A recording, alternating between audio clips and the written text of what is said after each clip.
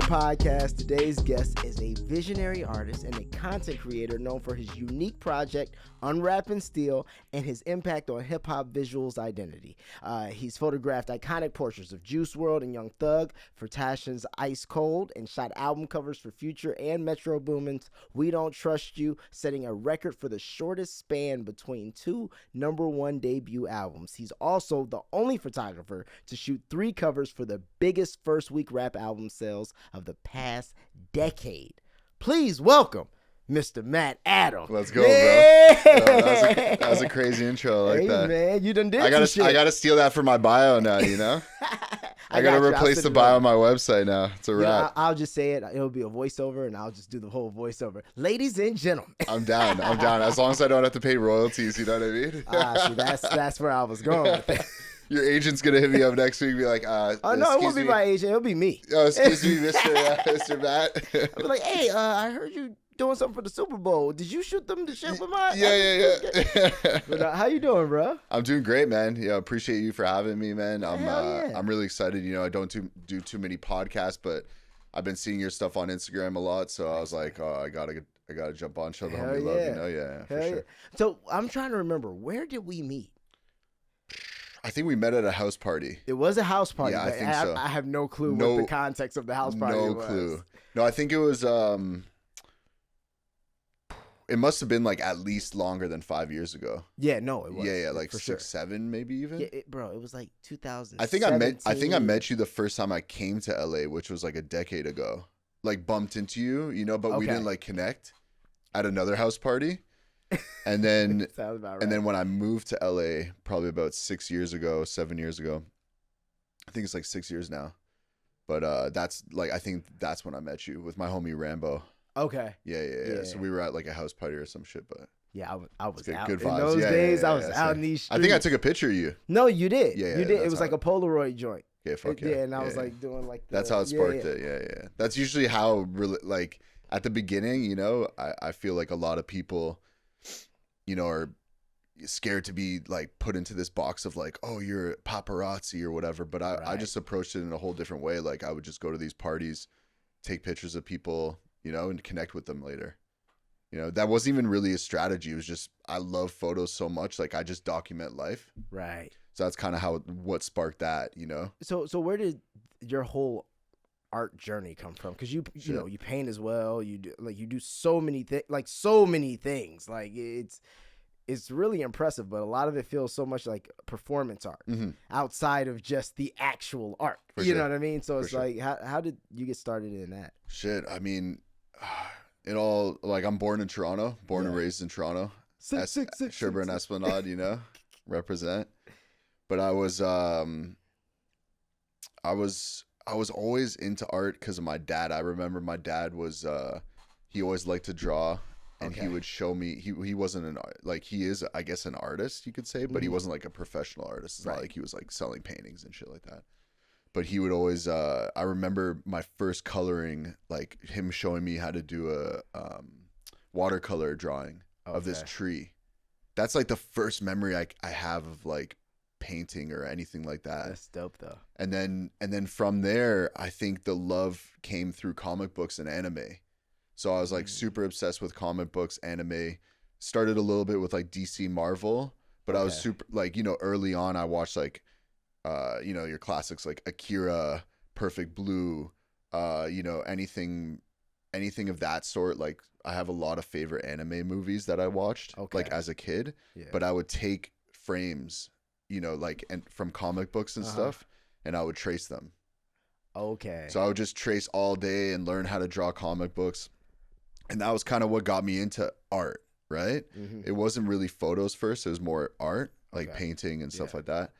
And then later on, I think like during those skate days, like skateboarding and at high school and like doing graffiti. Graffiti comes with lifestyle. It is what it is, you know? You like, I just remember we would just go out and just, it wasn't even about getting our name up. It was just, yo, let's vandalize shit.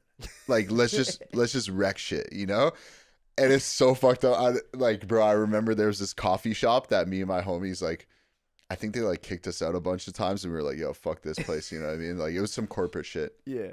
It wasn't like a mom and pop place.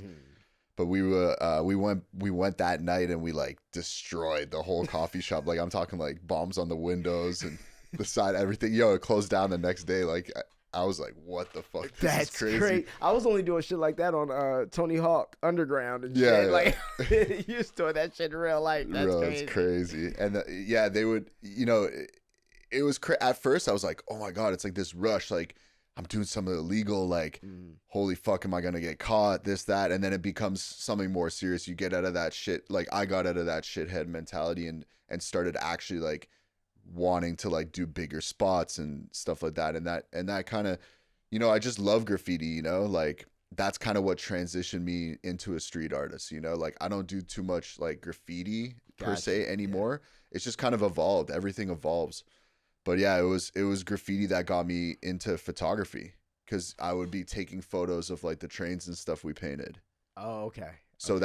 that was pretty much what got me into photography, just like with disposable cameras and shit, Wow. like documenting like every time we do a new like rooftop or whatever, we just document it. And I wasn't like, oh, I love photography at the time at all. And then after that, it kind of went into this world of self-discovery. You're always searching like, what do I want to be? What do I want to be when I grow up? Mm-hmm. And I was fortunate enough to have like a lot of really creative friends around me when I was growing up in Toronto during my teenage years.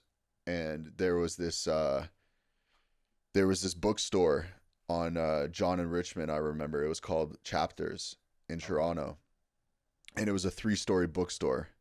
But like I was fucking off doing nothing with my life. Yeah. So I'd be going there and trying to like, connect with people or learn or read or whatever. So it was like this hub. Sometimes you'd meet people. They'd be like, oh, I have this party, come promote, make some extra bread.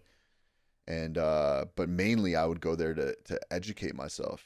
So I'd pick up a lot of books, literature, and read about psychology. Yeah. And I'd read about, and then I started getting into, I was like, oh, I'm bored of reading. I want to look at some photos. So I went to the photography section. I picked up a bunch of photo books.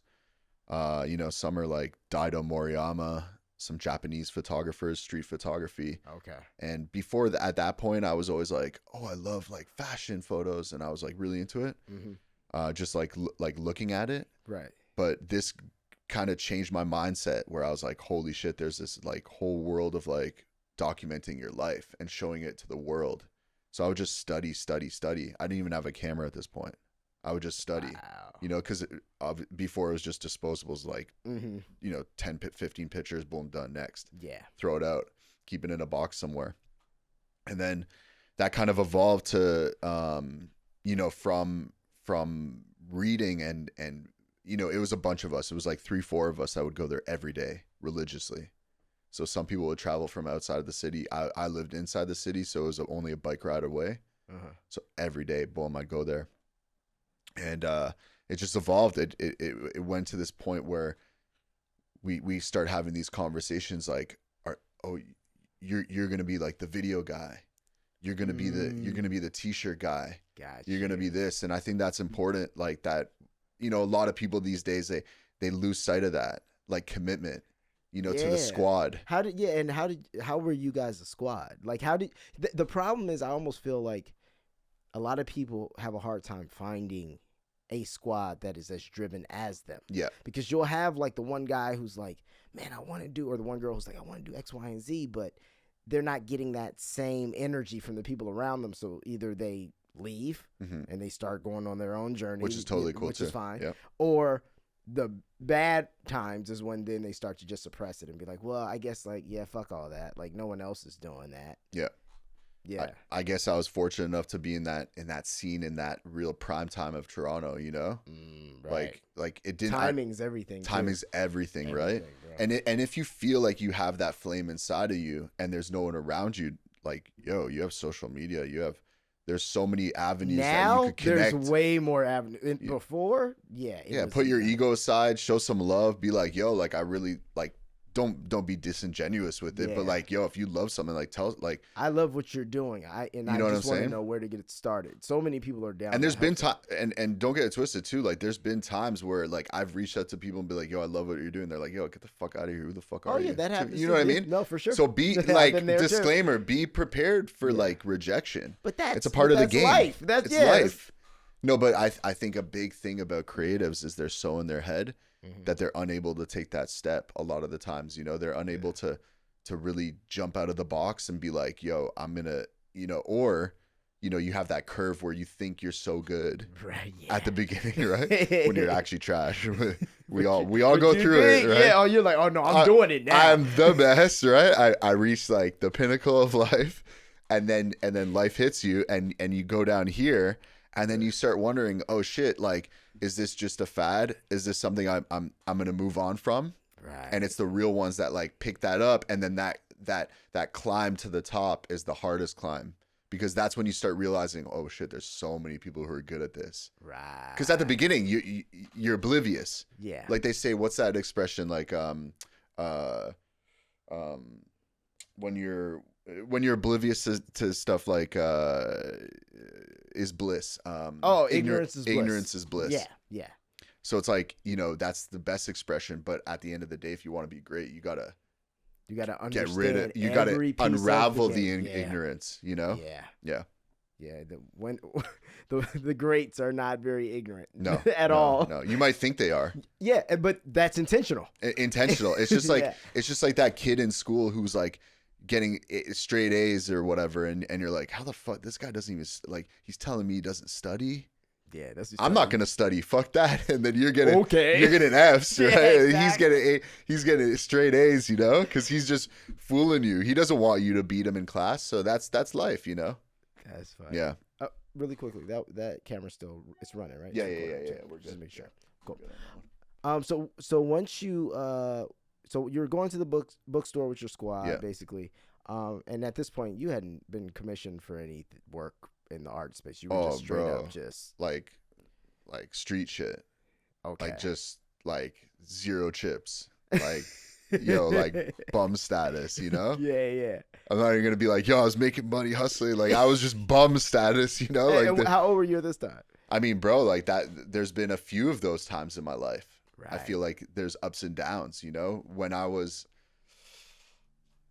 probably like, you know, the real commitment to art started when I was like 15, probably. Okay. Like super committed. Mm-hmm. You know, and then maybe even earlier, maybe like 14, and then I've had a few ups and downs. So like big, you know, I'd say like after high school, big dip.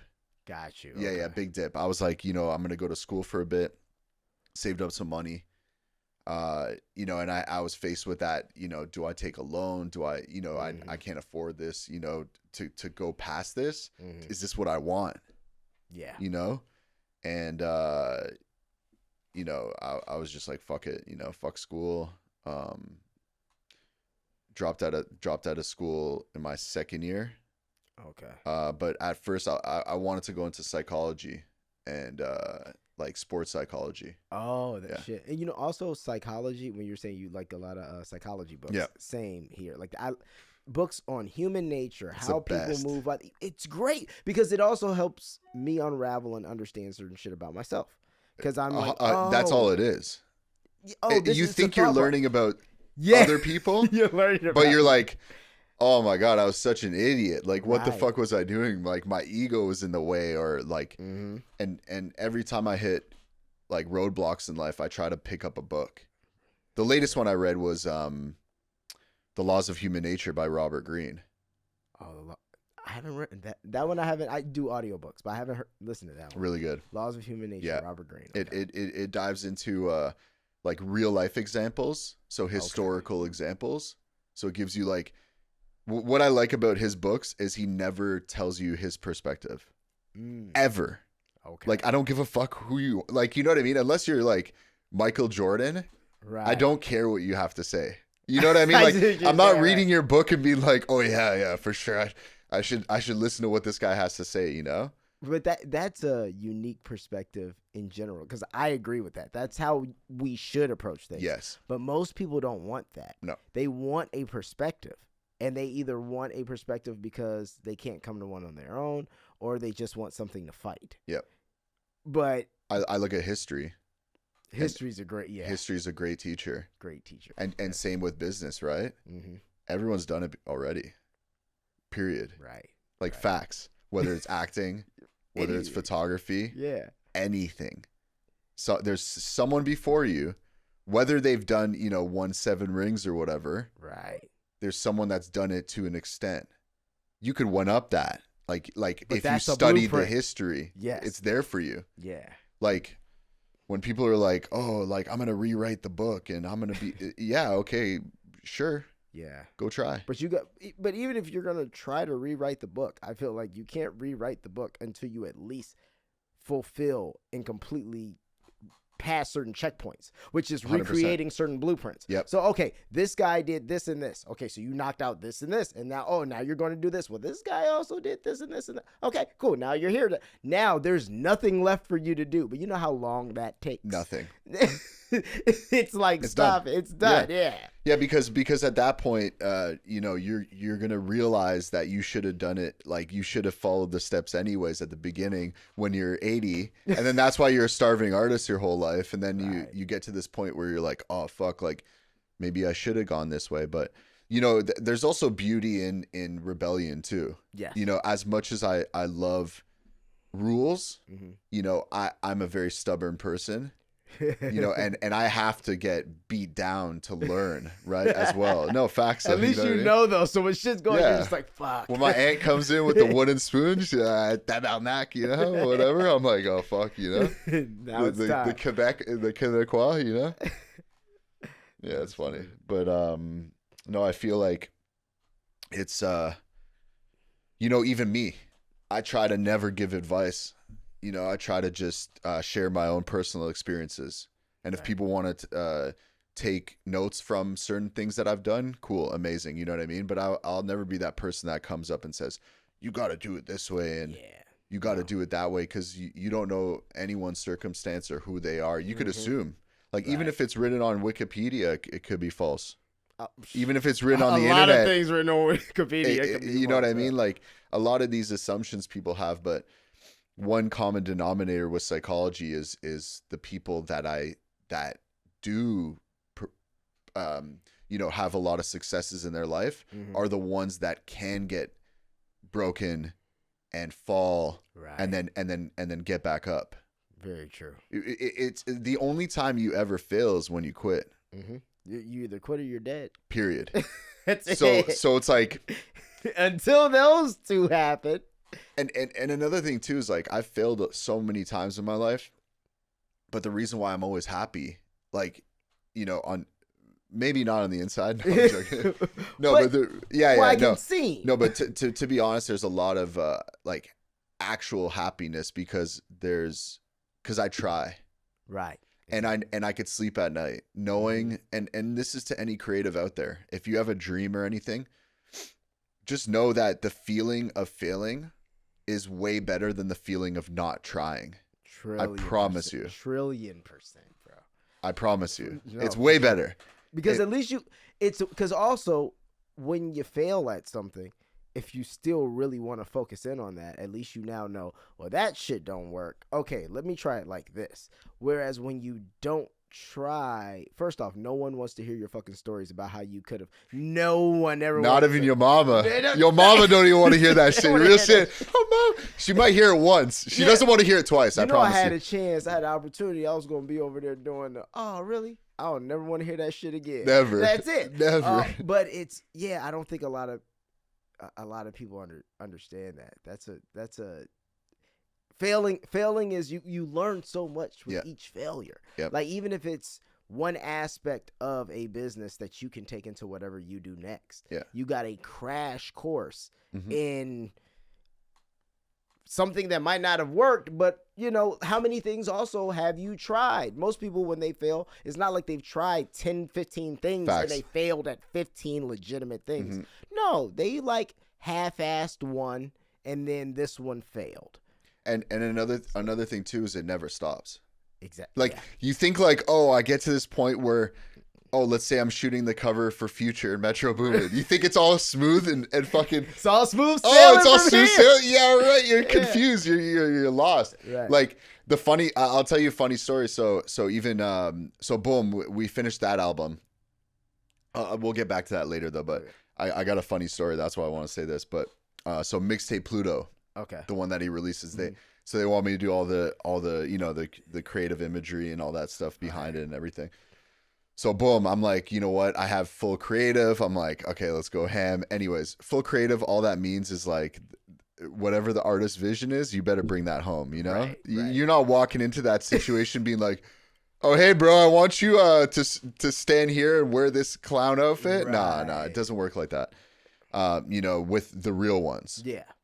Sure, I'm sure in pop and all that other shit. It's a little different. Yeah, it's a whole different. You like get more. We're talking about real artists here, you know what I'm saying? Yeah. So the ones that I look up to, the ones that inspire me. I don't work with anyone that I'm not inspired by fully. Yeah. Or listen to their music 24/7. Yeah, you're actually a fan of the people. And if not, the bag better be crazy. No, real shit. No, the real bag, shit. it better be, hey, Matt, boom, or else I'm like, whatever. I don't care how long we've known each other.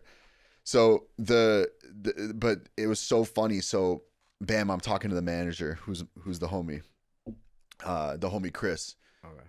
Yo, kills it, right? Like jokes ass dude too.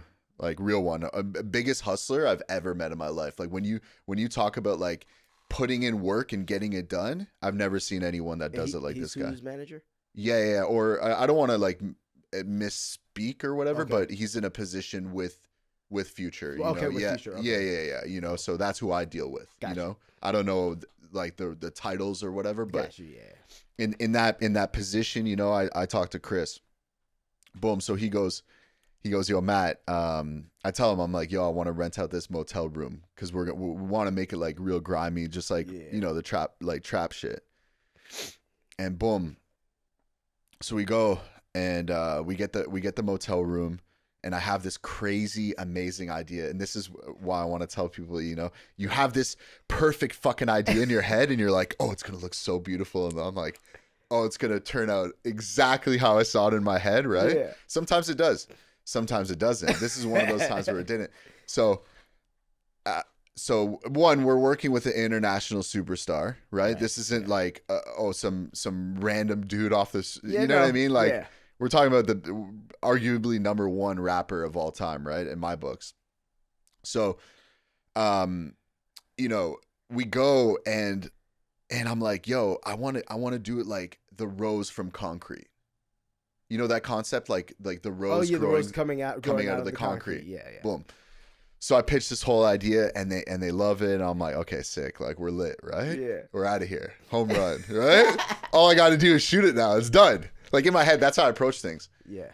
So I go and me and my team, which is like a really small group of people. You know, usually I'm just like hiring assistants and shit. It's not like I have like 50 lighting people. I don't believe in like big teams when it comes to like photography. Okay. I think like the best photos of all time are like very intimate, you know, like I shoot on film. Okay. So it's like you get that moment, boom, it's done. And I'm a, you know, like you were saying, performance art. Yeah. That's a big part of it, right? Like you have to get these people who are so like massive in this world to other people, comfortable in the situation, and also give them their real self. Yeah. If you get the fake version, you're not getting that ace photo. You're not getting that A1 photo. That's true.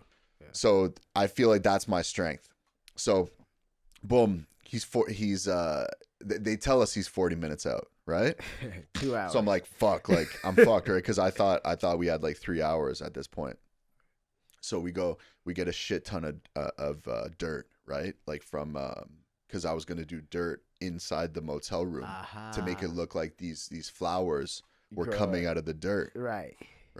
Sick, right? Sick. It actually looks sick in my head, right? So I'm like, and it still actually looked sick when I set it up. But I'm fucking sweating. Can I swear? Yeah. I'm fucking sweating. I'm tripping, right? I'm like, bro, sweat. It's one of the hottest days ever in LA. This was like a few months ago. I can't even remember when it was, but one of the hottest fucking days. And it's a motel room, so you know their AC ain't busting. Bro, I got the Asian lady down my throat, like, oh yeah, if you know what I mean? Like, she's tripping. She's like, yo, if why you got dirt all in my fucking? Yeah, I already know. You know what I mean? And I'm putting dirt there. Bam. So I locked the door and I like, you know what I mean? Like, she was already down my throat about like people being there. Right. So I like snuck all the dirt in, like.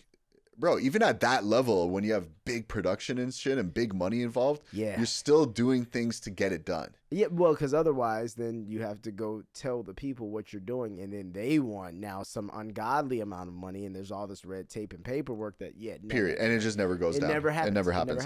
So this concept, the only way to do it was let's just gritty. get the fucking room. Yeah. So we get all these, bro, I'm talking like 20, like, it was probably like 12, 13 bags of fucking dirt, right? I swear to God on my mom's life. So we bring it in, right? And no one's with there. It's just me and who's with me? Oh, it's me, I don't even want to, like, it's me, my homie Nice, right? Yeah. So he's in there and he's and he's helping me. Like he's just, he's a trooper, so he's just down with it, like the concept, the art. So boom, I put all the dirt, I get all the flowers, I take some test photos. I'm like, this looks amazing. I'm like, bro, Future's gonna love this shit. Bam. The manager comes, right? Or not manager, I'm just gonna say my homie Chris. So Chris comes, right? Yeah. After so we get all this dirt, we put it on the bed, the bed, the ground, everything. And I wanted Future to like lie there, and I wanted this like Jimi Hendrix-esque hotel, like those hotel photos when he's like in the blue velour, like just some of the most classic photos of all time, right? Yeah. I don't take too many references, but for this one I had that reference, And I was just like, yo, I need like that vibe. Him just like maybe with like one of the flowers, Yeah. Just it broken or whatever, lying down on the bed and me shooting from above. Chris walks in. He goes, Matt, it smells like fucking shit in here. Are you crazy? Yo, Future's 30 minutes out. What the fuck? And bro, I'd been in the room, so when you take a shit, you're not smelling your own shit because you're in the room. Body odor. You're vibing. You haven't opened no window. No one knows you're vibing, right? As soon as you step back out, or you step back in. Oh, it's a wrap, bro. You're dying, right? Yeah.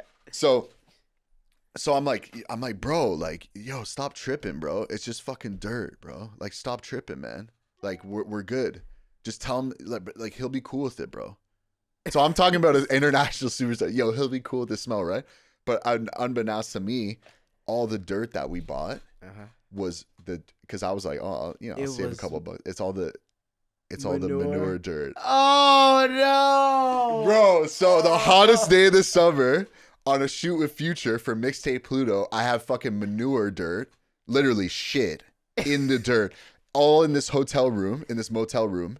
And he's surrounded by shit, so that also. And bro, I'm like, so I go back out and I come back in and I'm like, oh my god, it smells so bad. But I was like, no, I don't smell shit. What are you talking about? I'm like trying to still play it off, but at this point, I'm like, yo, how long do we have? So we prep 2 other motel rooms. That's what I was gonna say. You got to get 2 more other rooms. But this one had the shot in it. Right. So I was like, okay. So we bought a vacuum cleaner, an industrial vacuum cleaner. We had the run. So run. I'm like, run to your fucking whip, drive, and then Future, he decides to go on a Chanel shopping spree. Thank God.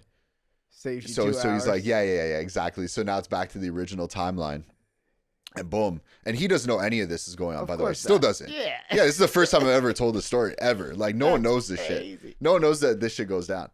And then so we got maybe like 200 candles, scented candles. We got like 100 cans of Febreze. We emptied all them bitches. I swear to God, in the room. Boom. We had 3 assistants just holding like 2 bottles in each hand, just going like this, lighting candles, bro. Industrial vacuum cleaned all the dirt, everything, bro. I swear to God. Then he comes, bam, and he's like, he's a matter of fact, I don't even want to really shoot in the motel rooms. And I'm like, okay, lit. I'm like, well, at least let's get some photos, like a few, like let's get a few, because I had this vision, and we ended up taking some sick ass photos, like him with the AF ones on the bed, like just like touching the ceiling type shit. Those are the ones that went on all the billboards and shit. Okay.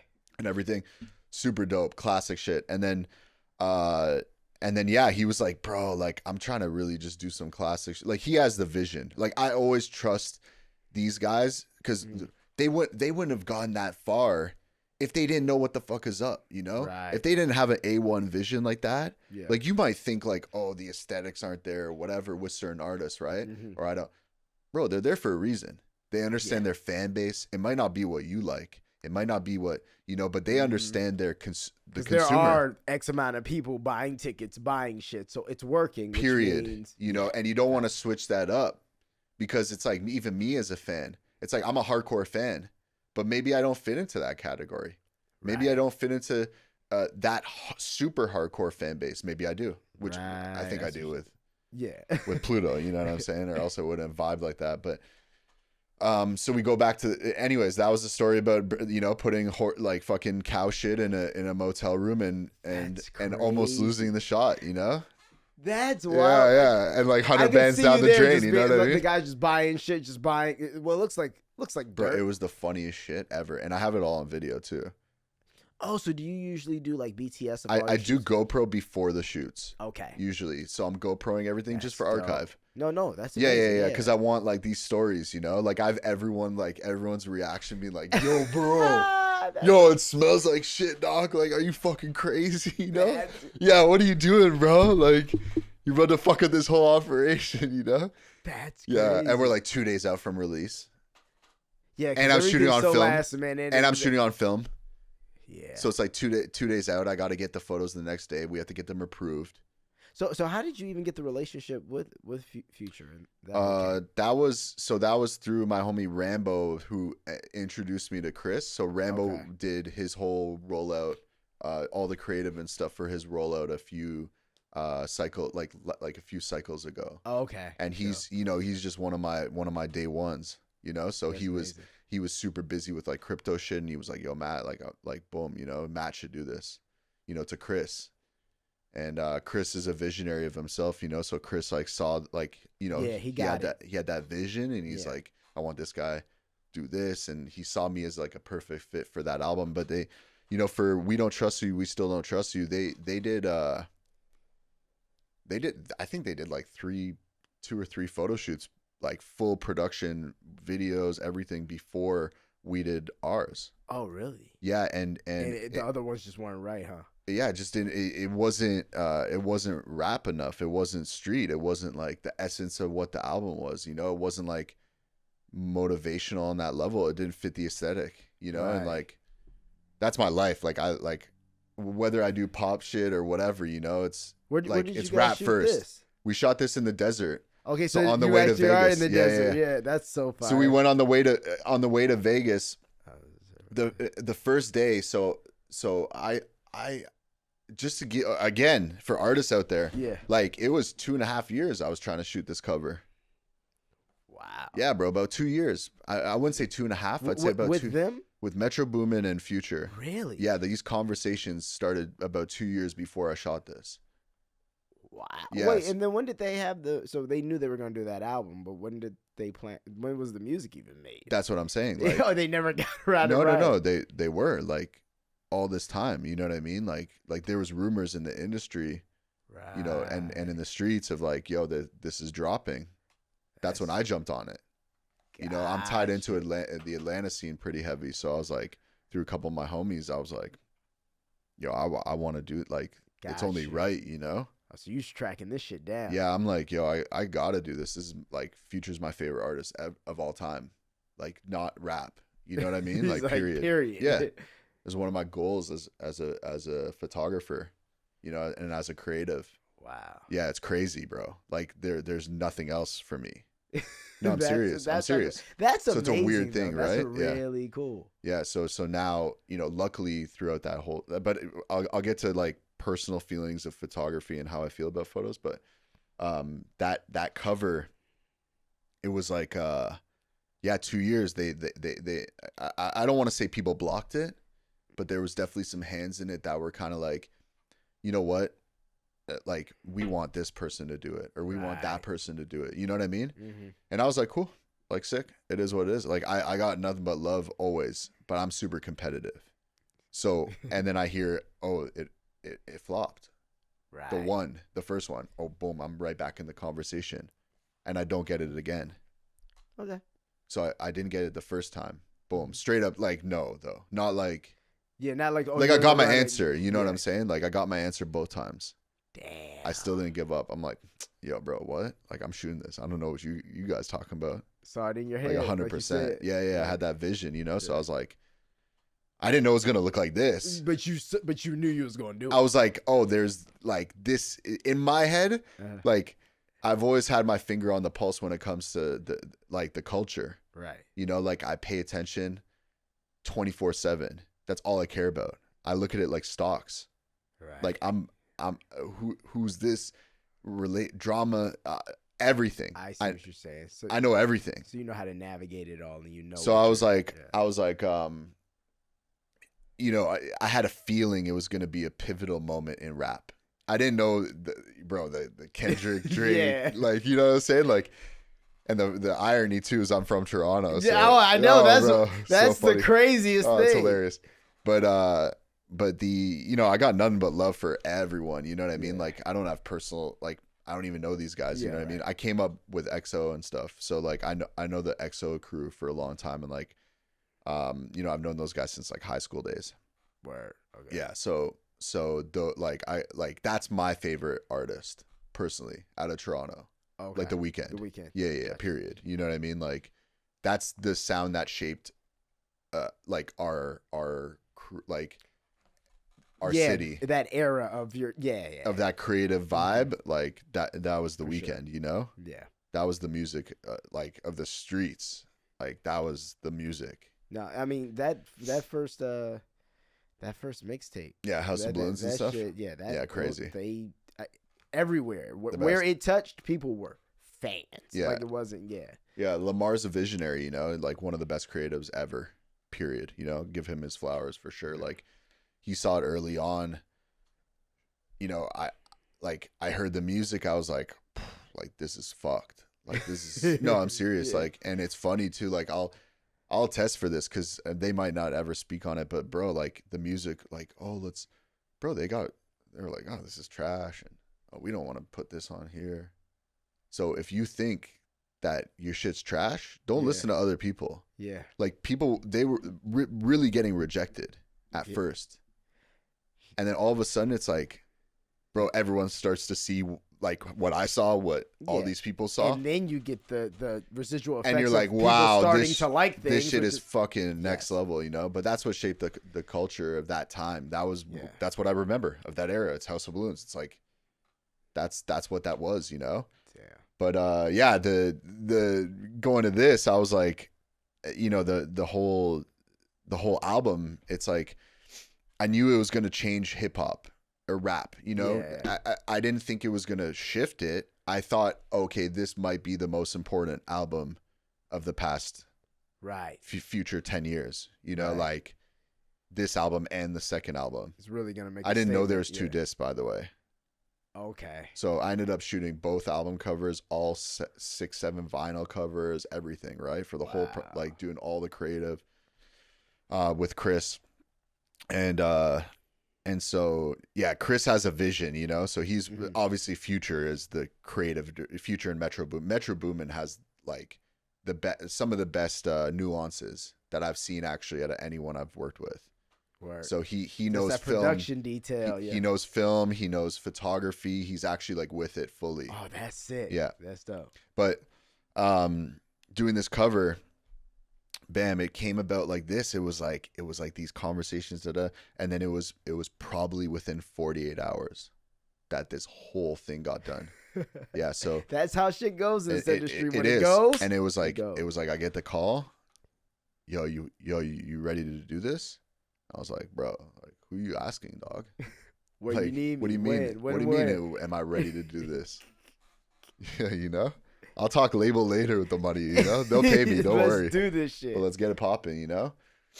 And shout out those guys too for really taking care of me too, you know? Dope. Like really, really dope. Like nothing bad to say about their label, anything like really. Oh, like, that's good to hear. Yeah, super great relationship with that label. Like one of the best relationships I've ever had actually with a label. And when it comes to payment, which is super weird, no one and says rare, that. Yeah, ever, right? Yeah. So, you know, some other people are pretty good with payment too, but this was like, it was just like a respect. It was like a relationship. I knew Right. I wasn't going overboard. They knew they weren't going underboard, and we came at this medium, you know. But Gotcha. 40, bam! I get the phone call. I walk you through it. Bam! I'm like, okay. Shit, I gotta shoot this cover. So I'm like, obviously it's just like anything. It's like an NBA final. Right. I'm tripping, right? But also like I'm confident in my Right. skills. I put years, over 100,000 hours easily into my craft, you know, into each one of my crafts. So I'm like, okay, you know, even when I'm not shooting celebrities and stuff and idols and icons, I'm shooting life. Yeah, I'm documenting the subcultures in LA, the punk shows, the street takeovers. Never rusty, ever. Right? I might not be posting, but yo, test me. Let's go. I'll pull. I feel you. Yo, I got 50 rolls from last week. You know what I'm saying? Yeah. So, you know, I think the big thing was like managing the stress. You know, so if we want to talk psychology, it was like, okay, I gotta breathe. I gotta like work with Chris and Future and Metro. There's two labels at play. We got to make sure everyone's happy. We need to get a concept. So they had this concept, Metro. Okay. Of like, I'm sure it was Metro and Future, but of this like mob. Right? Gotcha.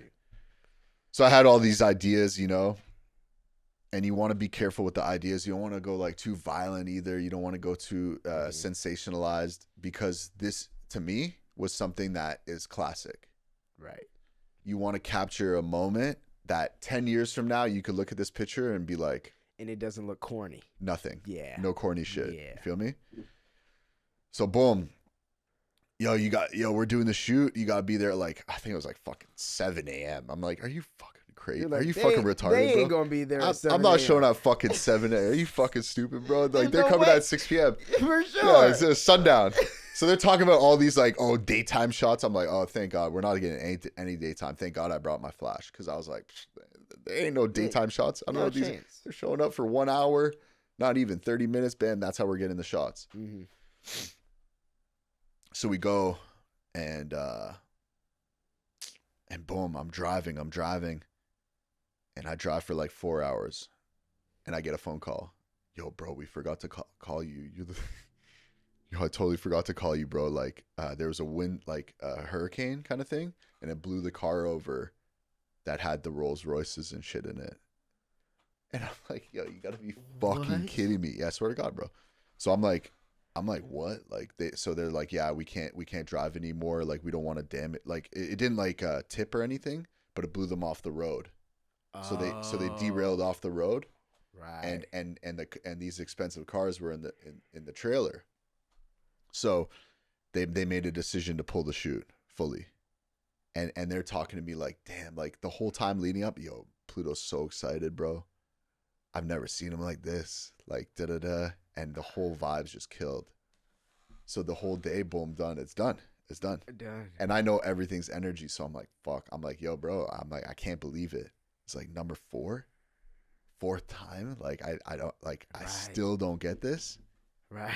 And this is my ego talking, obviously, but I'm like, yo, what the fuck? Yeah, how is this not working out my way? This is my shit, yo. This is my shit. You know, so boom. I'm like, yo, I'm trying to snap out of it. Bro, I even degraded myself to getting McDonald's that day. I was like, yo, fuck it. You know what I mean? Fish fillet. I need a dopamine. Yeah. I needed the double patty. Yo, I had the extra Mac sauce. I didn't want to buy the Big Mac. You feel me? I'm like, yo, give me the fucking double, yo. Fuck you guys. That's hilarious. I'm buying off the dollar menu today. So I get McDonald's. I'm eating McDonald's side of the road. Bam. I'm like, fuck, I got a 4-hour drive. I drive back. On the way back, my boy's like, yo, we're rescheduling it till tomorrow. But now I'm like, yo, shit. Now tonight I really can't sleep, because the night before a big shoot, I don't sleep hardly. Like, I'm like, and you've been driving back, bro. I've been driving. I'm tripping, right? I'm like half delusional. So, bam, we like the next day comes, the morning, right? And I'm like, okay, this is lit, right? We're doing this today for real. Bam, I'm driving. I'm on the way. I start feeling the winds again. I'm like, bro. How is this? But I'm like, yo, fuck the whips. Just tell them to get their ass to fucking thing. And my boy decided, okay, we're just gonna whip it with the whips. We're not gonna put it in the trailer. So they drove the whips. Thank God. Okay. Oh, so this was like your homie who had the cars. No. This was like we had to pay extra money. Like a rental service. Yeah. Okay. With like brand new fucking like Rolls Royces and shit. Bro, brand new, drop body fucking in the desert, right? So yeah. You know, hopefully the rental company doesn't see this, but no, but they no, everything's super legit when it comes to that kind of shit. But we had a car cleaning service in the desert. So they could keep it clean. Swear to God. And he does, bro, these guys are fucking all day, right? Just it's hilarious, right? And I'm like, bro, I just know these guys aren't even gonna want to shoot the fucking cars. Like, I knew in my head it was gonna look like this. Right. So I'll tell you when I know what it's gonna look like kind of before. So in my head, I kept telling everyone, yo, I don't want to shoot daytime no more. It's getting like 5 p.m. now at this point. Right. I'm like, yo, just tell them to like go grab food or some shit and before you know better. It's just I always hate why one thing labels that they always do is they always overestimate. Oh, we put this on the CCs. We didn't even do this through the label. Oh, okay. Oh no, we took the risk. Wow. Yeah. This wasn't even through the label, by the way. Okay. Yeah. Take that in. Yeah. Yo, take that in. Okay. So we took the risk. Wow. My boy took the risk. Man, so there's a lot. Shout out Chris. Cause man, Big G. Cause through the label, this shit doesn't get done. There's no way. They'd be like, oh, you need this permit, that permit, bro. We're on like native reserve. The guy's like coming out with a fucking like, you guys can't do any fucking donuts. And everyone's wanting to do donuts. So, we're there. They come. They show up. They come. Pause. Am I gonna do a camera moment? They come. Pause. Pause. Big pause.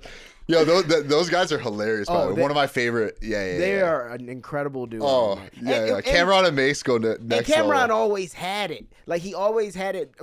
And Mace always had the personality as well, but we didn't see it as much. I didn't know Mace was funny like that. Bro. He was more quiet with it, but Cam always had it. So it's like to see that now. So good, bro. Best. No, those guys are the best. Yeah, those guys are the best. Pause. But yeah, no, but so they show up, and bro, I just knew right away. I'm like, these guys look fresh, bro. Like they show up with the fucking suits, the overall. Bro, I'm like, oh shit. And Metro had the bag. I'm like, okay, like let's go, Yeah. And shout out Fatima. She's one of the nastiest stylists in the game. She was styling that day.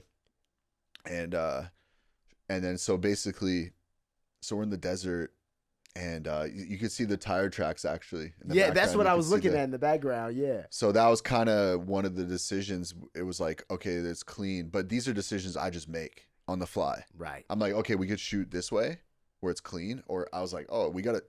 It's part of the Texture. whole rollout. Yeah. The 2 cars, the briefcase, you know what I mean? Like this is just part of the rollout. We gotta show something other than just a mountain, right? We gotta show that there's something going on there. What is it? I don't know what it is. But leave some mystery, in your photos. Don't always try to be so on the nail with things, At least that's what I try to do. So I took like probably 300 of the hardest photos I've ever taken in my entire life. I'm not joking. Like, so 90% of this was actually them choosing which one was the cover. It wasn't like sometimes I'm telling you, sometimes they're like, oh, I don't know if this is the cover, Yeah. This wasn't one of those situations. We had probably like 700 of the next day, me, Chris, and Rambo, we linked up and we're looking through the photos. We get them back from the lab. Yeah. And then we're just like, bro, like, these whoa. shits are crazy. Yeah, crazy, bro. And like, I didn't even put the color tints on it yet. And because I love purples, Nice hues. Nice hues, Yeah. It goes perfect, So I was like, and it's also like, bro, it's just so much to do, like, Purple Rain, you got Hendrix, you feel me? Like there's so many elements of Cameron, Purple Haze. yeah. But for Future's career. Pluto's career. Yeah. He did it in 56 Nights too, didn't Yeah, he? yeah, He's yeah, the yeah. purple, yeah. But like going back to that whole, like I never even told them these things, but this is how I think. Right. When I no one knows this, like how I think about the covers. Right. But this is how deep I'm going. And you might see and be like, oh, it's such a simple photo, but it's like, no, there's like you study little the brands and of the tints artists and the, little things that go into it that make it that much deeper, you know? Uh-huh. And then I think what they liked about this photo is they didn't want to pose. Right. So I'm telling Pluto, by the way, this is the first time I'm ever meeting Pluto at this moment. So I start rapping to him. At first, it like, fuck all the rap shit.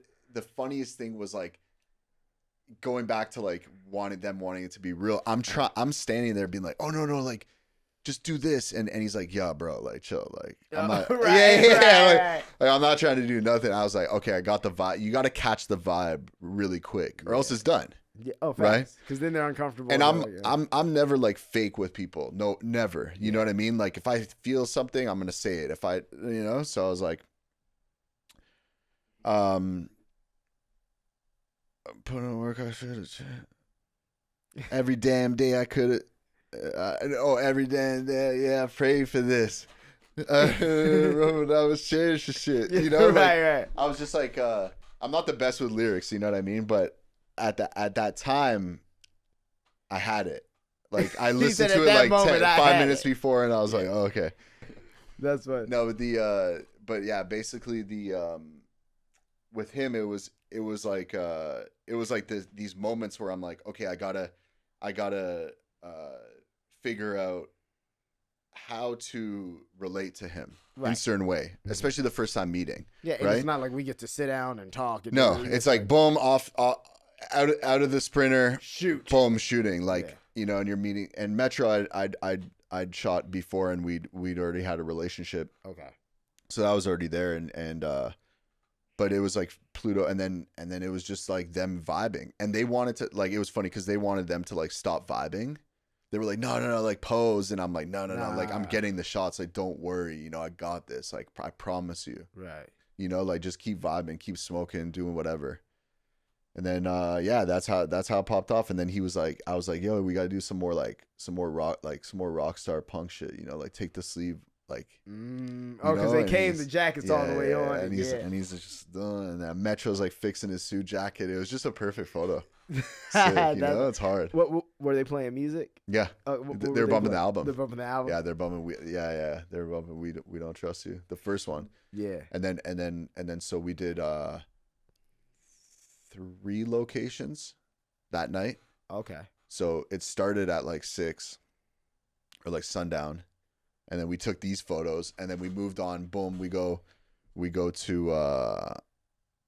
So we start here, and then we went to another motel, but this was just outdoor shots to establish that scene, and then the third one was at the studio. Gotcha. And again, vision, right? Like he has the vision. Like we ended up using studio shoots for like the new era of mixtape Pluto. Gotcha. Okay. Which was a whole separate shoot, but like I already felt like he was like, whatever, like even though it was the hardest photos ever. But Pluto's they're telling me like, yo, bro, like he's gonna dip, he never stays more than like 30 minutes. Bro, I end up shooting with Pluto, tells everyone to dip. I shoot with him until like 3 a.m. Oh wow. Bro, he brings a brand new Ferrari in, probably like a $6 million Ferrari, bro. Like middle of the night, like one of the brand new Ferrari. No, that's like crazy. One of the craziest Ferraris I've ever seen, bro. Like 1 out of 10 type shit. That's crazy. I don't even know what the model is, but they didn't even drive it. They brought it in the truck just for the shoot, and then they like rolled it into the frame. And then he's there, and I'm like, yo, let's get some McDonald's fries, So he gets some McDonald's fries. No one's ever seen these photos. The hardest photos ever. And McDonald's fries with a crazy Ferrari. Yo, bro, I gotta pull these photos up. I need to see this. That's so basically, crazy. yeah. So he's so basically he's eating McDonald's fries in the fucking Ferrari. Hardest photos ever, of all time.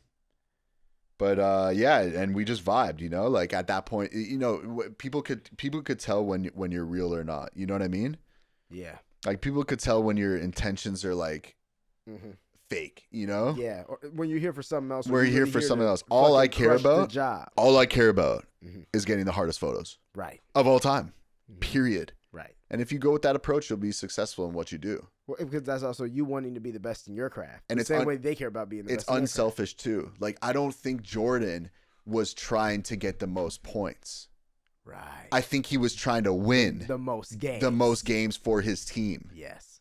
And be the best ever in that sense. I was telling my friend the other day, it's funny when you look at just the world, it's like most selfish endeavors. Yep. You know, their heart, you don't make as much money. Even if you succeed, you don't make as much money because the only person who's really gaining here is you.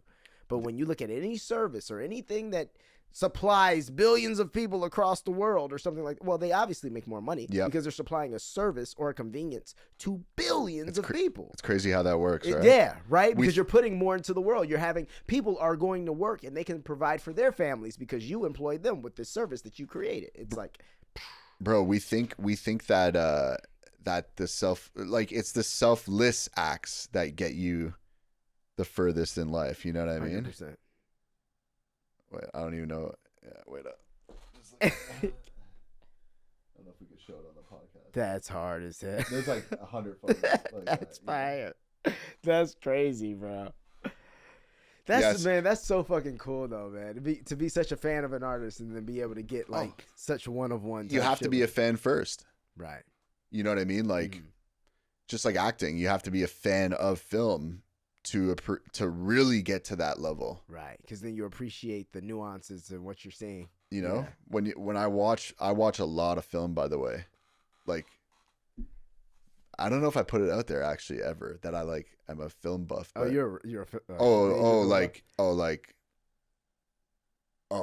bruh. Okay. Favorite movies then. Favorite top movies? Top five. Top five. I'll talk about recently. Okay. Recently, you know what? This is a very controversial take, but I loved Smile 2. Okay, you like Smile 2? It blew me the fuck away. I did some background voiceover work on Smile 2. Really? Did you watch it? Yeah, I watched it even when I was shooting it. Yeah, I was pretty good. I was tripping.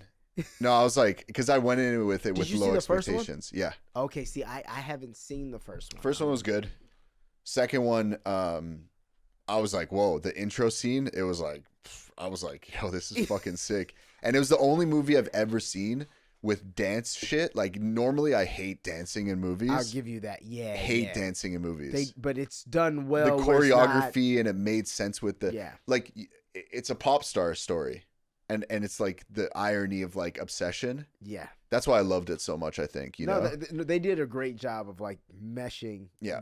But of all time, shit, fuck. I mean, like, bro, like, what are we talking? Like, I'd have to put some animes in there. Okay. Like Paprika, Perfect Blue. Okay, I haven't seen those. So those are all like, those are up there with like my favorite animes like ever. I love the series Dragon Ball. Like, that's just what I grew up on. My friends are massive Dragon Ball fans. Like Dragon Ball, like so I went to a French school in Toronto. Okay, makes sense. And then when I was in school, we would go to like the book fair.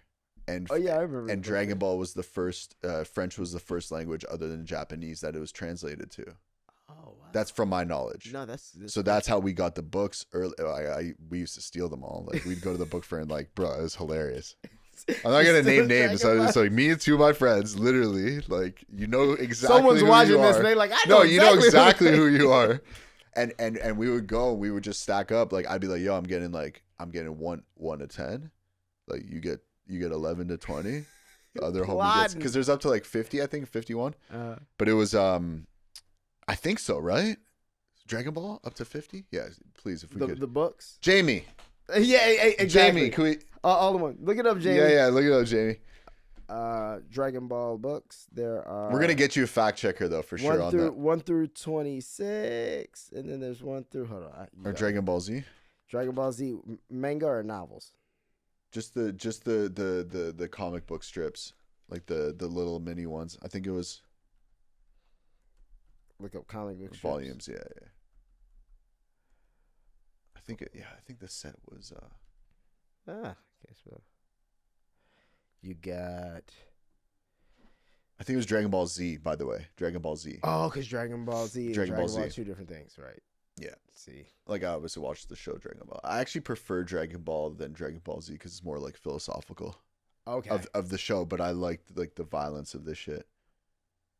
Is that? 1 to 26? Yeah, that's what it Well, looks I like. guess 26 then. Shit. Volumes Tripping. 1 to Oh, no, there. 42. Yeah. It was like around 50. Oh, so this is Dragon Ball though.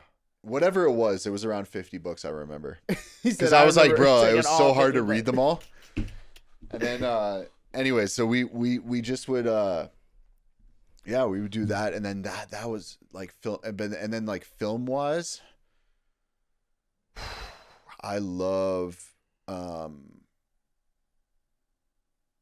what are some really good, it's crazy when you get on these podcasts, you're like, Oh yeah, no. I mean, no, you know what I think is actually even crazier when you get on the street and they interview, they're like, what's 2 + 2? And you're like, it's 8. it's 7. Yeah. Because you can't, it's a psychological thing. But some of my favorite films, I would say, just off top, like growing up, Hook.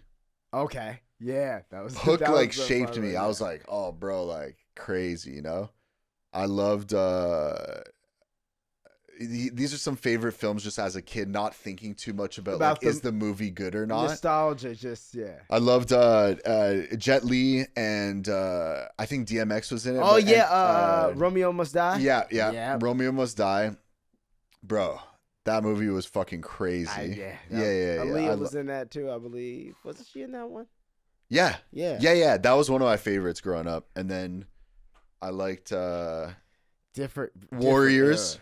You ever seen Warriors? Once, but I gotta watch it again. The It gangs was a in New long York time and shit. ago. Really crazy movie. Gangs in New York? Oh, That- Gangs in New York. Insane. It's funny because when you said Warriors, that was wild, but Gangs in New York. Anything with that actor, he's next level. Daniel Day-Lewis, like holy fuck, like Crazy. he's next level actor. Like Yeah. what the fuck? He's actually in one of my favorite movies. There Will Be Blood. Oh, bro, crazy movie. Bastard from a basket. Dude, I don't know how. Like when I watch stuff like that, I'm like, oh, I can never be an actor. Like, that's why, he's mad. Like apparently when he did Lincoln, he lived in a log cabin. Really? Yeah. Oh, so he's like full out. He's full mad. Full Like out. this motherfucker cobbles shoes. This is what he does on his off time. Like he is just not of this world. This is not like he's different. I really liked Wolf of Wall Street. That was great. Yeah, great movie. Leo's great. Oh, though. bro, crazy. He's a hell of an actor. I didn't really like the new one. The what was it? He was in something new. With the native Flowers of the Summer Moon or Flowers, whatever. yeah. Yeah, it was a little. It dragged a little. just bit. dragged. It dragged. It dragged. I thought It was a fluff piece. Yeah, That's what I felt. It was thought like, the this is how good I storyline am and at shit acting. was like cool, but here's what it was. The storyline was cool. No one really cared. Like the fact that it was Leo was cool. It got you there. Same with De Niro, but it didn't have to be them. No, it that's didn't. what I feel like it was. I agree. Yeah. If it was an hour and a half, an hour 45-minute movie, that would have been one of the best movies. It would have been much better. Like much bombing the house and there was a lot of crazy shit going on in that like, movie. especially when like all But it the was they like- started all getting sick and shit. And you're like, wait a It was minute. like I napped, I woke up And it's to still another going. crazy, and it's still going, and I'm still in the same scene. I'm like, holy fuck, this is crazy. Dude, that's how fucking Kevin Costner, he made this thing called Horizon. So have you watched- I haven't seen that one. So Yellowstone, Okay. is the show. Yeah. I love Yellowstone. Yeah. I watched a few episodes. Really good. He left and decided he was gonna make these movies, and they were gonna, Based on Yellowstone. not based on, Snorefest. but Snorefest, basically yeah, the Snorefest. bro. Snorefest, eh? Holy None of the magic was there. crazy. He directed it. He's in it, and it was just the cast isn't right. The storyline is one of those. Fall asleep, you wake up, you're like, damn, how long this been on? 18 minutes. Yeah. What? Should feel like 45 minutes an hour. Yeah, it just. And then apparently with that movie, he put like, they said like 25 or 30 million of his own money into it. No, it gets crazier. When they bought it, they bought 1 and 2 and the option for 3. They started and then it flopped. one flop. Oh my god! But they had already shot 2. Yeah. No, They're 2 was already done. No way. Yes, bro. Yes, it was done. So my now God. they have Horizon 1 and 2 because it was supposed to. Horizon 1 was supposed to come out in like June in theaters, and then Horizon 2 was supposed to come out in August. So they Wow. were trying like some whole new system of like maybe dropping. Oh my God. Shit did not work. That sucks. Did not work. I do think comedies are also underrated. Yeah, because everybody's so sensitive, but that's They're- starting to shift a little bit. They're which is very nice. big, like pivotal moments in life. Like Mhm. American Pie. For sure. Super bad. It's like an era. Superbad is such a good movie. Like Over, actual film. Yes. It's fucked. Like this. Like I look at things like if you could tell a story that concise and amazing, and like I could remember every scene with just giving you like a few words. Like when they do donuts in the parking lot and shoot guns. When the girl has her period over his like on it, and when he's grinding with her and like the blood gets on his pants. When he sings These Eyes. These eyes. That shit was so fucking funny. He's like, sing, and the guy's sweating like, and they think it's like so and so's brother. They're like, oh, is that so and so's brother? Yeah, it's him. Oh my she God. bled on you? Oh my God. Like, but like that's like so. Yes, you could go to like all my favorite films of all time, like Scarface, Godfather, but I actually put like Superbad and shit in that category too. Well, shit, you know that I put in like my favorite movies category, but it's not going to be in your like critically acclaimed. But, bro, Rush Hour 1 and 2. Oh, yeah. Are you kidding me? Bro, like, do you understand the words that are coming out of my mouth? No. I am not a sky cat. Put your own shit in the back. So good. And then, but it's also funny because it's like, once again, these were times where people were just if you watch Rush Hour now with today's rules, there's so much racist shit in Rush Hour. But it's like, no, it's funny because Jackie Chan gets what's going on here, and so does Chris Tucker, and this shit is magical. Those were certified 100% classics. Like Rush Hour and Rush Hour 2 are fucked. Bro, incredible. I only owned a few DVDs in my life. Rush Hour 1 and 2 are in that. Yeah, I had the DVDs. It was and Rush Hour 2 was in a red case. Listen, I remember. Because VHS, I had a few VHSs too. That's why I watched Hook so many fucking times. And like all the Disney movies. Yeah. I think I watched a lot of Disney shit too. Because I was like, what's your favorite Disney movie? Pixar count or just Disney? No. Like original OG cartoon Disney. Well, just because of all my connections to it, I gotta go Lion King. Okay, yeah. Because great movie. Great movie. And then like I did the play as well, and then I'm in the Mufasa joint too. So like I'm like I like that.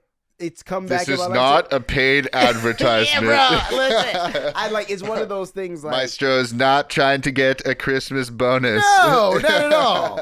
But no, like even when I was younger, like my sheets on my bed were Lion King before I ever did the play. Oh, that's fire. Like so, it's always been one of my favorites. Now, once you get out of classic Disney, I probably would say I would go straight into Pixar, and then it's like Toy Story. Oh yeah, because Toy Story is just woo. And then the technology too that went into that. Yeah, crazy. Well, it's crazy because even when you watch Toy Story 1, 2, you're like, doesn't look ass. And this was years ago, and this still looks good. Like, and y'all were the first to figure out animation this clean. Some like superhero movies, you'll look at it like now, and you'll be like, "Oh, this is so ass." Facts. But I thought it was the best thing I've ever seen in my life when I first saw it. Oh well, nothing looked like that. No, like what? Did you see Sword in the Stone ever? No. Bro, what is it? Sword in the Stone. Sword in the Stone. Bro, it was like I know those guys were on some crazy drugs when they made this one for sure. Oh, you know what? I remember the guy turns into a fucking fish. But I haven't seen. Oh, bro, haven't seen it in years. This one you got to watch. Like he starts off the witches in the thing cooking the potion and falls through the roof and yeah, I think okay. Yeah, and then there's like the wizard, but it's all like the Sword in the Stone. So it's who is the person who's gonna like take the sword out of the stone. Right. I don't really remember the story too much. I just remember this one was like the trippiest one. A young apprentice named Wart who embarks on a quest. According to legend, only a person with honor, decency, and inner strength can pull a magical sword from a stone and claim the throne of England. Crazy. And look at that, 66% Rotten Tomatoes. Crazy. Yeah. That's crazy. That's a shit show. That's garbage. Based on the anything under 70, I don't even watch. Really? Oh, I swear. Oh, you're hilarious. Oh, the worst movie I've ever seen. Wait up. And I don't want to shit on my boy because he also has in my top like 20 movies of all time, but Matrix. You don't like the Matrix? No, it was in my top 20. Oh, okay. It was like, no, that's in the top. Matrix is in my top. Okay. And then he also has one of the worst movies I've ever seen in my entire life. I can't. Which movie? Bro, it's so bad. And I don't want to diss my fellow fucking kid. Wait. Yeah, wait. Time out. I think I know which movie you're talking about. Is it the one? It's where like in Russia or whatever, and then he finds this like love. It's the weirdest fucking. Oh no! Okay. I think it got 9% on Rotten Tomatoes. I swear to God, bro. But I didn't look at the rating. I was like, oh, sick. Like, oh, this is it's Keanu Reeves, man. Oh shit, he's in the voice of Cyberpunk. Yo, Keanu Reeves, low key. Oh, bro, he's making that bread, bro. 113. What? All right, let's see. It's a newer one. It was like, It's after John. I thought you were gonna say Knock Knock, because that one was kind of cringe. Yeah. Which one's Knock Knock? Where these girls come into his house when his wife's away. No, I haven't seen that. Oh, bro, bad too. Yeah, they kind of so he's had a few bad ones. Take him hostage. Yeah, it's pretty bad. Because he's like a character to me. If he doesn't like, if it's not John Wick, or if he's not kicking ass, like I'm like. Well, because he's very boring otherwise. Yeah. Like I remember a manager one time, like made the reference. He was like, "Yeah, it's like Keanu Reeves. He can't act his way out of a paper bag." Like that was literally what he said, and I was like, "Damn!" Like Hollywood was like, Keanu Reeves can't act. Yeah, that's it. Which also made Neo so great because so good. Everything's just I can dodge bullets. It's a character. What? But that's how he is. Yeah. But this motherfucker was like, yeah, but you know what? I'm nice with these martial arts, though. And he got John Wick, and now all of it, once again, he's popular to Is he the only one that's done that? 2 characters ever? Like big? Like massive? Because I don't think, like, who else has ever done 2 full, completely different characters? Yeah, but but not Wick like they're not. No, they are. Let's see, they are in the same universe. Yeah. It's true, like it's kind of he's surprised. But I'm just saying, like from going from Matrix, it's honorable. Like go from Matrix, it's kind of like Harry Potter. Yeah, I'm never watching Harry Potter. Right. Like I'm being like, oh, you're not Harry Potter. Right. You know, I see what you're getting. Oh, see, but I think it's something about his acting style. It didn't box him in. I guess we didn't. Yeah, we never saw him like. He was Neo, and then if you put him in something else where he's another guy, he's just another guy. You know, you're looking at Keanu Reeves, but he's also not like his personality doesn't shine through so much that you think you're looking at. Oh, facts. So, for example, how they say like Will Smith turned down The Matrix. That's a completely different movie with Will Smith, because Will Smith, his personality shines through. So it's like it's hard. He's a great actor, but it's hard to not see Will Smith. It's hard not to see Tom Cruise. Mm-hmm. It's hard not. But when you have a blanker slate, it might just make it easier. Plus, these did happen in very different times. Yeah. So, like, he got to get older, grow the beard, do the shit, you know. It's true. It's true. Up there, too, like, definitely, I love horror movies and psychological. Okay. So, like, Seven and, like, you know, like, that's... What's in the box? Bro. What's in the... Crazy movie. Yo, that shit is crazy. I always wish, like, that's why I'm excited for AI. Uh-huh. No offense to any actors or, but you can't wait to see. But I can't wait to be like, yo, make me a 7, but like this and like that, and then just watch it, a new version of it, you know? Like, get AI to make me a whole new movie and be like, when that's done, you done cut out the writers, you done cut out the actors, but you know what, though? You're never going to get the motion, though. It's like photography. Like it was so hype. Like, I love it. Like, I still fuck around with AI photos, but it's like, you're never going to get that feeling that you get of like real life moment. Yeah. Cause it's also like, again, going back to history. Mm-hmm. But then that breaks down. You start to get into that world of, so what are we making here? Yeah. Like in the sense though of, we know already like most shit that's critically acclaimed. Yep. people aren't watching. Yeah. People who care to know, Yes. know. Yes. But most people ain't watching. I agree. So once you get to that point where you can do that, most people are gonna be like, "Hey, like, I don't really care." I see it like video games though. Like I think it's a new industry. Oh yeah, fair. Like AI movies. I agree too. I don't look like everyone's always like, so I get it on a monetary career standpoint. A lot of people are going to be put out of work. Yeah, but it's the same with like the Industrial that's how Revolution. I look at shit. Yeah, it's like you gotta.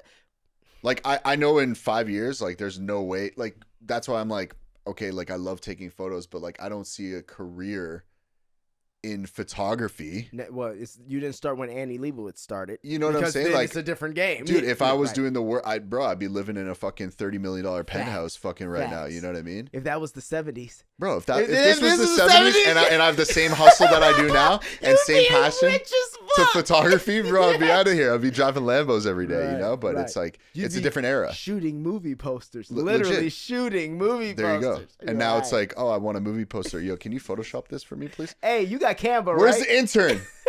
Jamie, make me a fucking movie poster here real quick. So Mid-Journey. Speaking of, starting a new thing.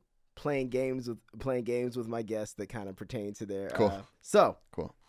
You ready for this? Let's go. I love Here's this. gonna be the game. Now, this guy giving me butterflies, eh? On according the fucking show. to Billboard magazine, cool. You have to order these album covers from best to worst, from 1 to 10. From 1 to 10, and cultural impact. Well. This is Billboard's list. So I'd have to put myself in psychology of a fucking writer, you know? Yeah, exactly. Yeah. I'd love to hear yours. We'll do yours first, and then we'll see if you. Okay, mine first, and then theirs. Okay. Yes. Oh, what you got the update on there? Oh, sorry. So, I would say, my personal. Now this is art, right? Art. Right. Woo! This is actually a really hard list. The only cover that I don't recognize, but I know the albums and stuff, are 2 on there. Okay. So I'll start with the top and then go down to number 1. But Cyndi Lauper and Patti Smith. I obviously have seen those photos, but they're not like in my. Yeah, I know what you mean. All the time. Same with mine when I was looking at it too. I was like, I'll also put Elvis Presley up there, and I'll tell you why. Because to me, The Clash is more important and impactful as a cover. I feel even though it might actually have been done after. But because I know which Clash what you're talking about. Yeah, when he's smashing the guitar. Yeah. And then, bam, let's go down. So Andy Warhol, obviously, super Velvet Underground, right? Yeah. Did that. So, like, super impactful in the art world. In my personal life, do I listen to that all the time? Maybe not. You know, right. I've bumped the album a few times. In terms of cover those straight art, that's hella impactful. Right. So it's up there. We're not going to go number 1 yet. Okay. Oh, fuck. Again, for the world and for my personal opinion, like, I'd have to put,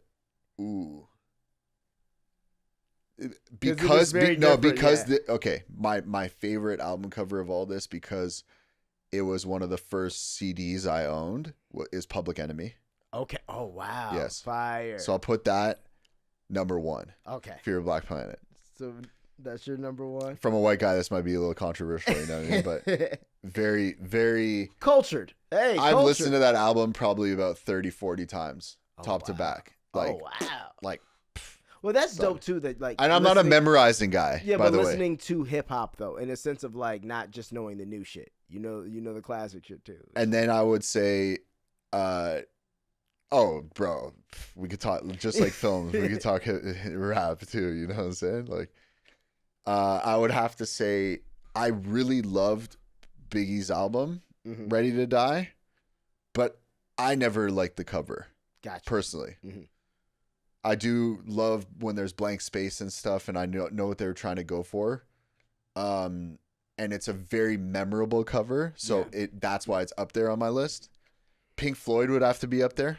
So it would be like Public Enemy, Pink Floyd. Okay.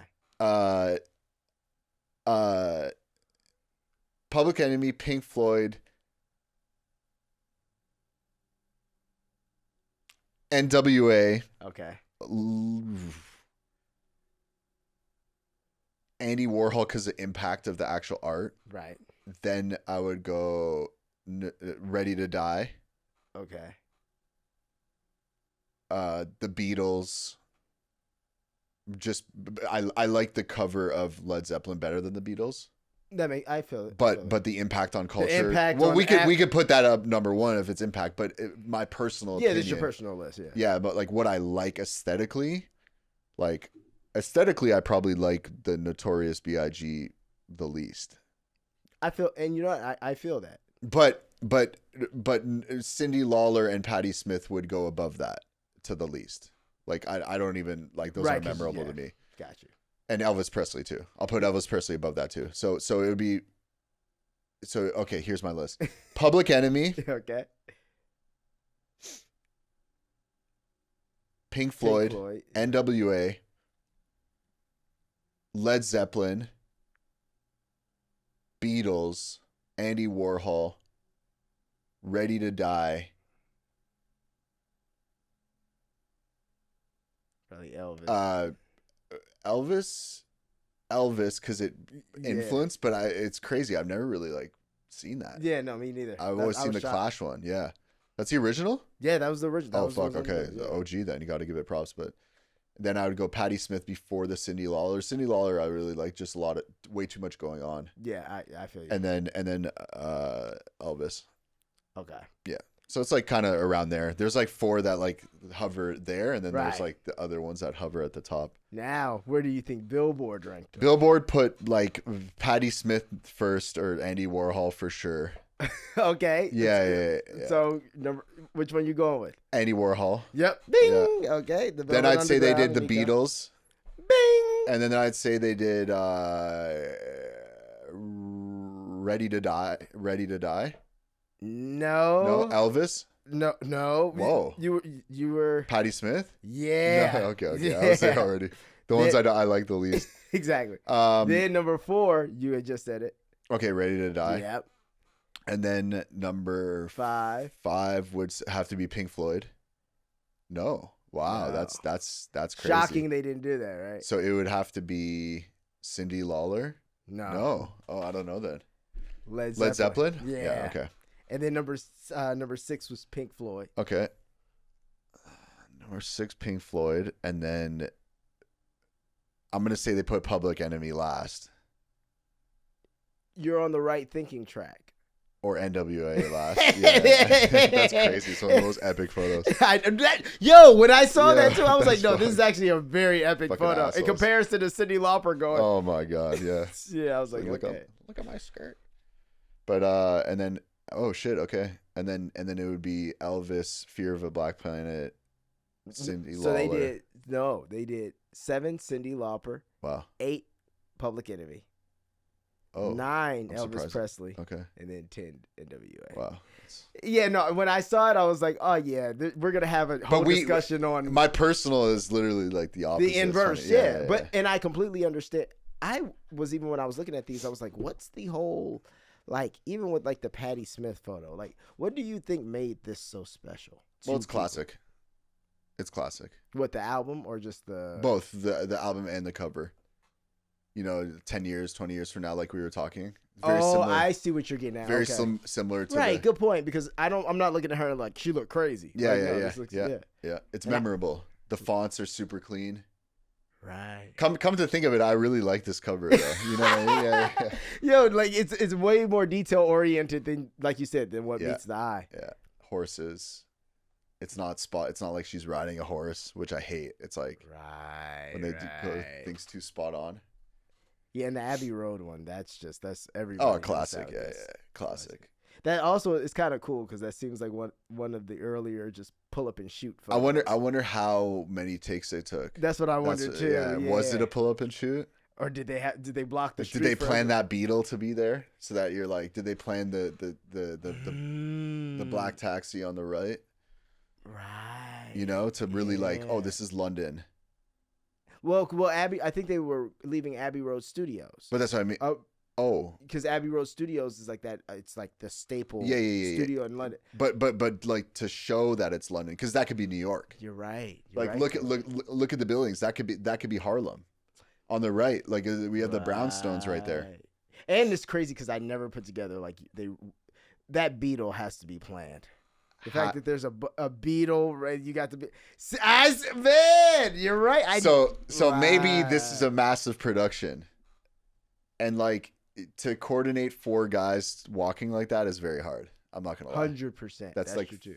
You know, and again, it might be first take. Like I've had photos like that first take, but like it's not like this. I've never had photos like this. Motherfuckers could stop and check it.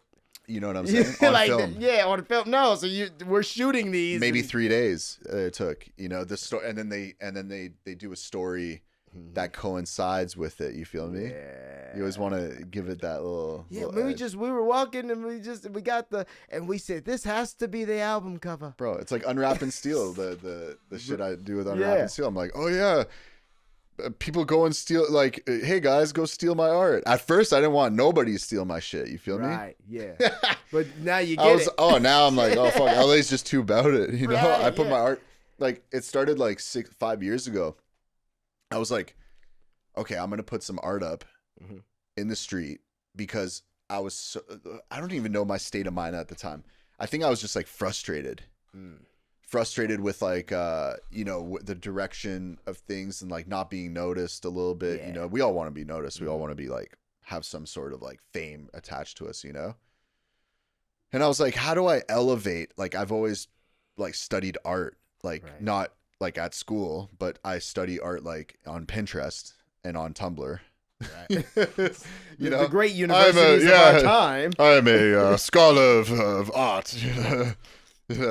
I've put in my hours and my Tumblr hours are insane. No one could give me. Hey, Jamie, I need some crumpets. But yeah, basically the you know, I put in a shit ton of time into just like every single piece of art that I could ever find. Right? Like, what is it? What makes it special? What's the psychology? What's the thought process? And I couldn't figure out something original. And I was like, fuck, like, you know, again. It's always taking influence and inspiration from things. You know, there's obviously inspiration that goes into anything. Nothing is original ever, but there's carbon copies and then there's like iterations. Iterations is what moves the needle. Yeah. So I was like, how do I make an iteration of like what's been done? So I'm looking at Jeff Koons. I'm looking at, you know, Duchamp with the ready-made. I'm looking at guys like Banksy. I'm looking at, you know, Jackass. Right. I'm looking at Grand Theft Auto. Right. So if you were to ask me what my favorite films are ever, I guess they have to be up there too, because that's literally what influenced like the thing that I actually do. Right. Absolutely. So Jackass. Like I love Jackass, grew up on it. So that's kind of where I want to take this thing. But basically I wrap my art like gifts with you know, like a latex type wrap. I just wanted it to be like shiny but not glittery. Right. I just wanted like when the sun to hit it, it's a like nice sheen. Nice, that's nice. You know, like candy paint. Yeah. You know, like okay. You know, and then I attach it with a bow. And the first one I ever did was around Christmas time. Okay. And my homie was like, yo, I was on the phone with him for like hours, and I was like, bro, I'm just like frustrated. He's like, bro, just like if you want to get more on, like just start giving your art to celebrities and shit that you're like working with. And I'm like, nah, bro, it's like everyone does that shit, you know? Everyone's like making these like perception moves, and it's not like a thing. I wanted to create a thing. I wanted brand. What do I do? You know, like I wanted to like do something, not just like, hey, here's some free art again for the 9 millionth time. And like, yeah, maybe like it is a great strategy. I'm not disputing that. Right. But it's not the strategy I wanted to take. I was like, there's something more, you know? And again, to anyone listening to this, don't think your idea has to be perfect. I didn't have the name Unwrap and Steel. I didn't have any branding or anything. I put probably about like 9 canvases. Cost me a shit ton of money. At the time, I was like, oh, fuck, like shit, do I want to be putting money here? Right. I had to do the art, spend all this time, and then I'm putting them into the street. Right. And my vision with it was that they weren't going to get unwrapped, and it was just going to be a black box with a bow stuck on the wall and stays there forever. That's literally like how dumb ideas come, right? Like I'm so engulfed in the idea that I think in LA, putting a shiny object on the wall, when people love art here, by the way, like, and just... shout out my Mexican community, like all my Mexican friends and shit, like they're the most about it when it comes to art. Like, and when I mean art, I mean like subcultures in this city. Like when we're talking about like the street takeovers, graffiti, like everything, bro. Got you. The punk scene. They move the needle, you know? Okay. Like have a big part of it, at least. It's like what Ice Cube said back in the day when he was talking about NWA.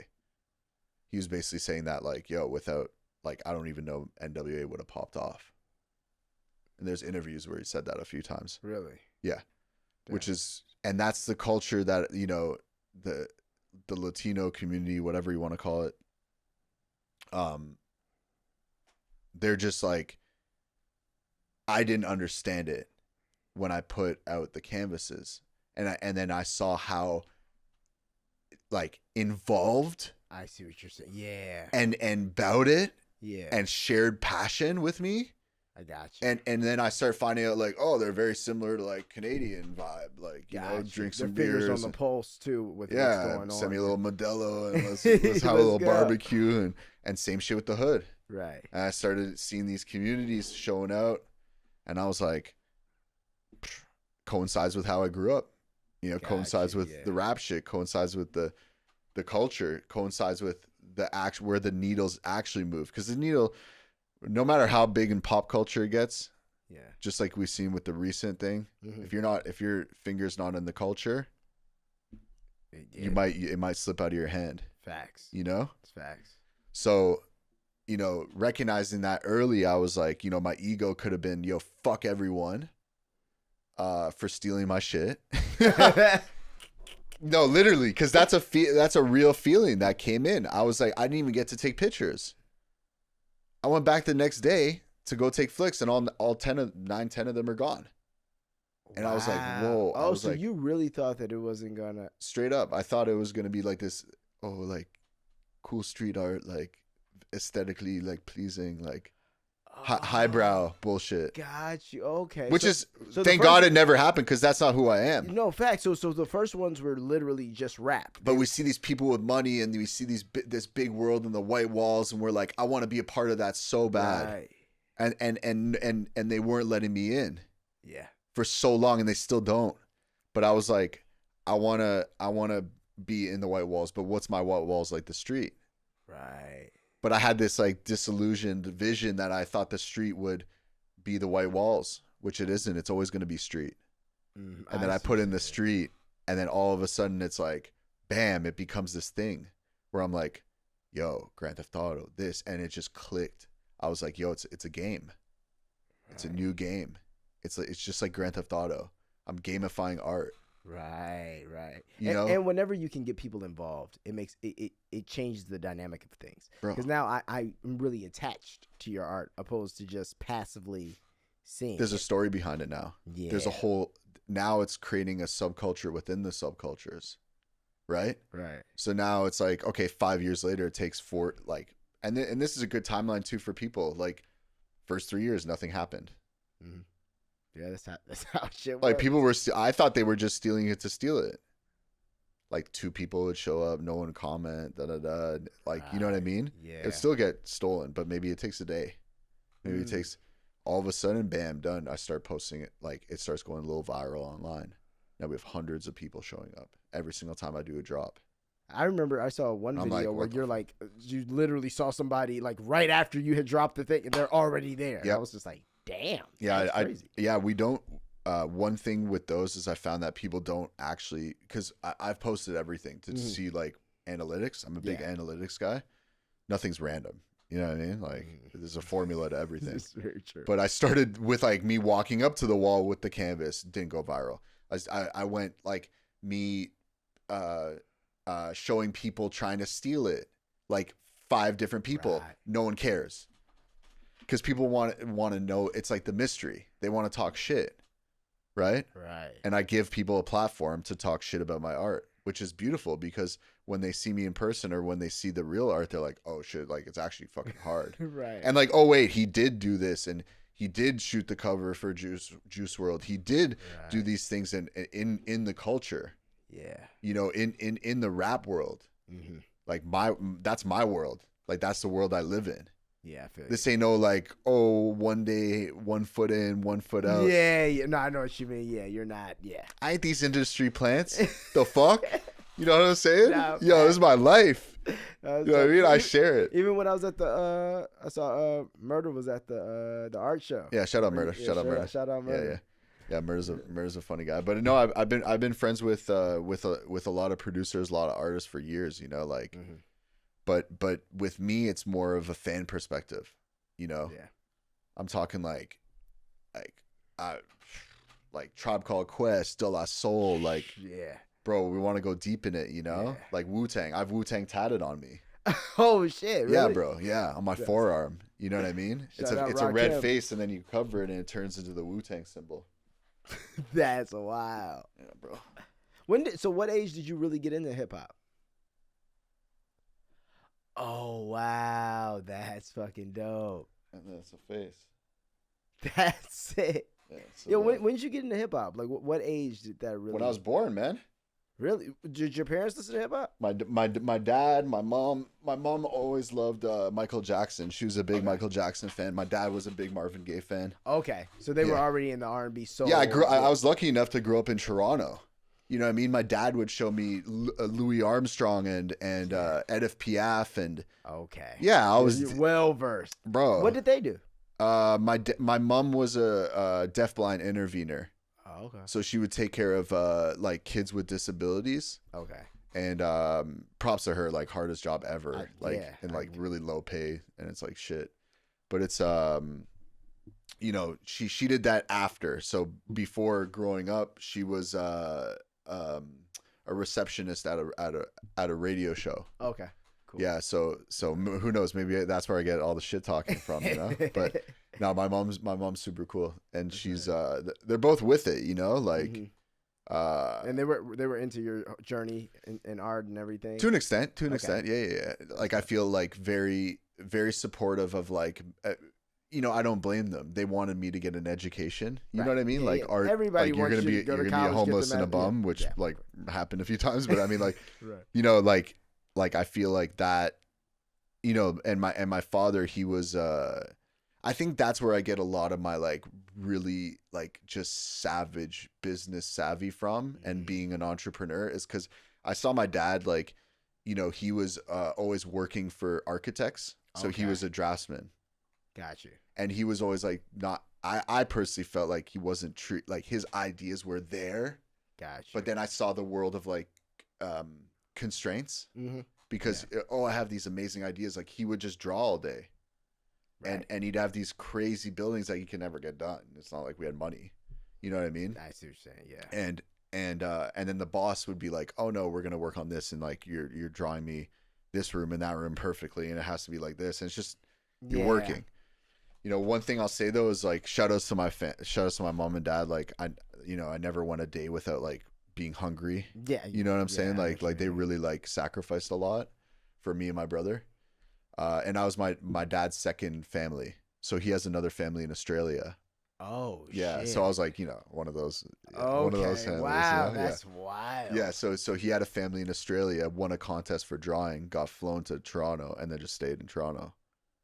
Yeah, he's a G. My dad's a G. My dad's a fucking G. He's a pimp. Man, different times. Yeah, bro. Different times, bro. You meet one girl, it's your life. It's done. You're not meeting. Yeah. There's no Tinder. There's no Instagram. You're not meeting 50 girls. Yeah, you know? You have to win a contest or guys, whatever your thing is. You know, elsewhere. Like that's the only way. 100%. Yeah, you got lucky. You got lucky. Crazy. Thank God. They wouldn't have been mad at him. You know. Facts. But he goes and bam, he comes to Toronto and then met my mom at some party. That like of his boss's party. Wow.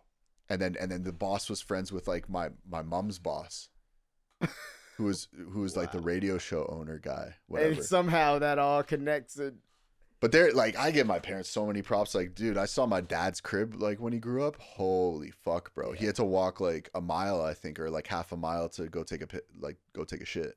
Oh wow. Yeah, like they didn't have toilet paper. It's like what? Like, you know what I mean? Like, Damn. Where yeah, did he grow up? Australia.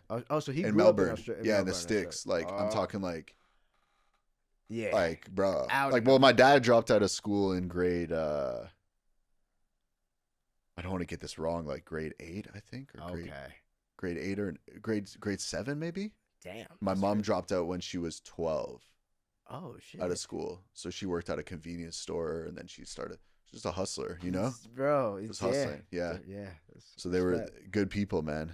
Good, solid people, and you know, I could truly say I grew up in a multicultural neighborhood for real. Not like, you know, coming to America was a shock to me because growing up in Toronto, like, you know, my mom's, you know, there's black friends, Asian friends, everything.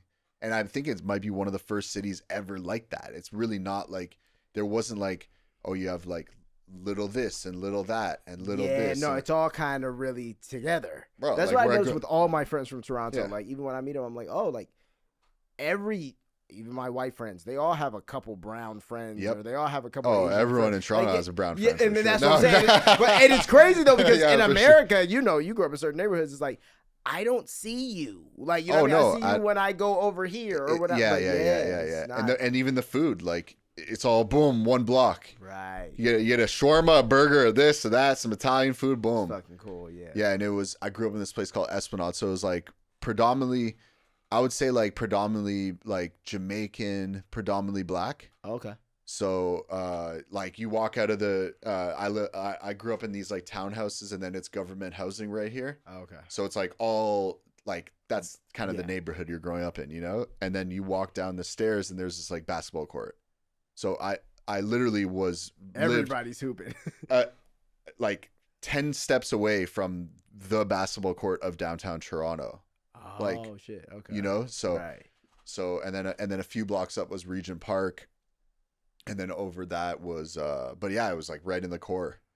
And then so it was just basketball. It was just like either you're skating, you're into gang shit, you're joining a gang, or you're getting robbed, you know? It's bro, it was just like if you grew up anywhere else, like major Right. city.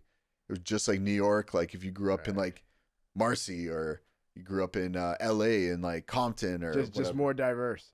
Yeah, just more diverse. Yeah, you might get like an Asian guy in a black gang and That's crazy. and like 3 white dudes and Well, yeah. he half black.